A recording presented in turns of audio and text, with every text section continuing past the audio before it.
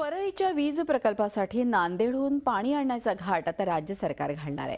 सांडपाण्यावर प्रक्रिया करून ते पाणी परळीमध्ये आणलं जाणार असल्याचं ऊर्जा मंत्री बावनकुळे यांनी नागपूरमध्ये सांगितलंय। कॅनॉलच्या माध्यमातून हे पाणी आणलं जाणार आहे। पावसानं ओढ दिल्यामुळे पाण्याअभावी परळीच्या वीज निर्मिती केंद्रातले सर्व संच बंद पडले आहेत। याबाबत छेडलं असता त्यांनी ही माहिती दिली।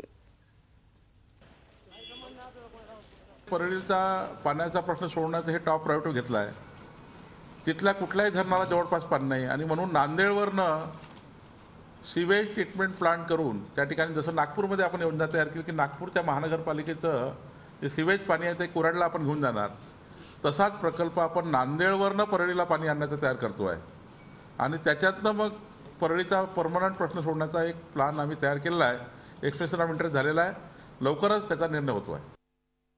ऊर्जा मंत्र्यांनी ही घोषणा केली खरी, मात्र नांदेडहून परळीला पाणी आणण्यामध्ये अनेक तांत्रिक अडचणी असल्याचं तज्ज्ञांचं म्हणणं आहे। बघूयात या समस्या नेमक्या कोणत्या आहेत आणि पर्याय काय असू शकतो।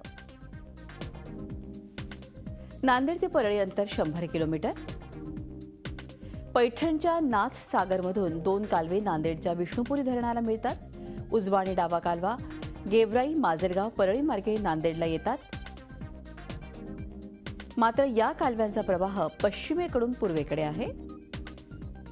नांदेड ते परळी असं पाणी आणायचं तर उलटा प्रवास होईल। पर्याय म्हणजे नांदेड परळी पाईपलाईन टाकावी लागेल।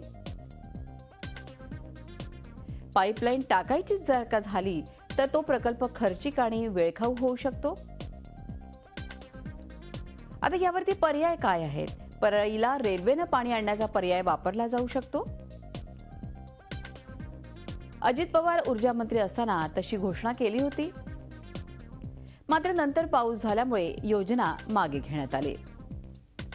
आताही तात्काळ उपाय म्हणून हा पर्याय वापरता येईल।